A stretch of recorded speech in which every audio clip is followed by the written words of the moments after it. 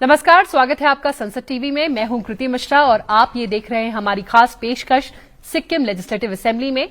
और हमारे साथ बेहद खास मेहमान हैं सिक्किम असेंबली के स्पीकर अरुण कुमार उप्रेती जी। सर, स्वागत है आपका संसद टीवी में। अभी सिक्किम ने मेजबानी की 19th annual conference of Commonwealth parliamentary association India region zone 3।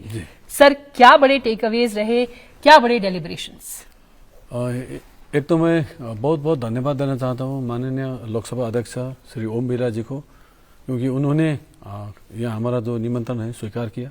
और धन्यवाद देना चाहता हूँ जोन 3 का चेयरमैन साहब, हमारा जो अरुणाचल प्रदेश के स्पीकर साहब को, क्योंकि उन्होंने सिक्किम को सनौट किया कि इस बार कॉन्फ्रेंस करना है बोल के। और हम लोग का एक चैलेंज था कि एक छोटा राज्य में इतना बड़ा कॉन्फ्रेंस हम कर पाएंगे नहीं पाएंगे, लेकिन जिस तरह से हम लोग ने कॉन्फ्रेंस करने का कोशिश किया, लेकिन सबका जिस तरह से प्रसन्न व्यक्त किया है उसको लेकर हम लोग बहुत खुश हैं।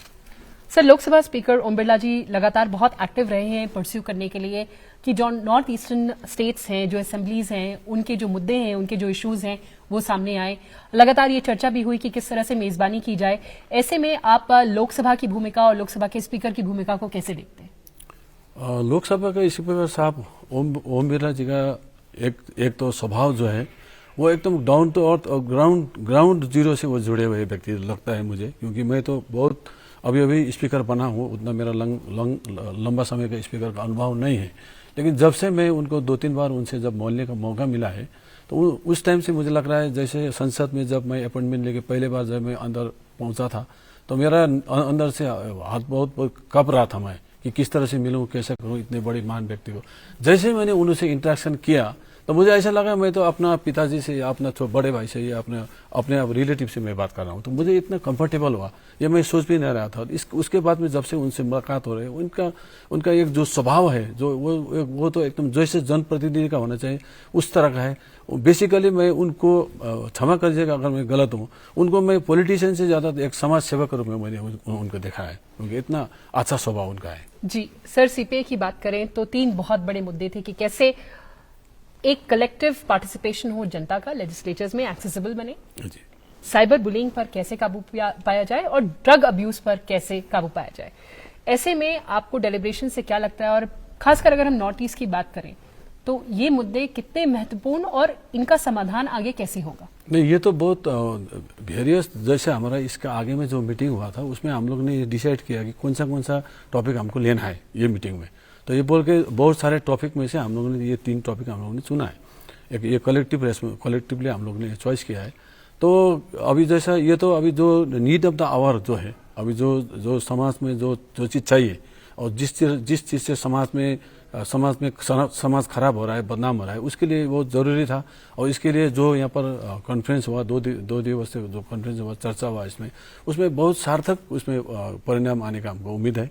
जैसे मान लीजिए साइबर बुलिंग के लिए अभी जो क्राइम जो बढ़ रहा है उसके लिए क्या करना है, किस तरह से रोकथाम करना है, और जो स्पेशली यंग जनरेशन के लिए किस तरह से रोकना है, उस लोगों को किस तरह से गाइड करना है, इसमें बहुत सारे चर्चा हुई। और इसका जो डिसीजन निकलेगा उसके लिए शायद हम लोग हायर फोरम में इसको अपील करेंगे।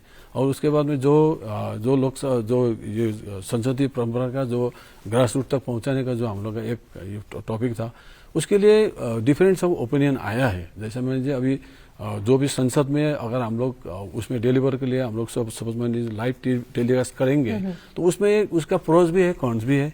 जैसे लाइव करने से सीधा जनता के मार्फत पहुंचेगा भी, और फिर उसमें क्या कोई पॉलिटिकल पार्टी या कोई भी एक संसद हो या विधायक हो, क्या वो उसका नाजायज फायदा तो नहीं उठाएगा?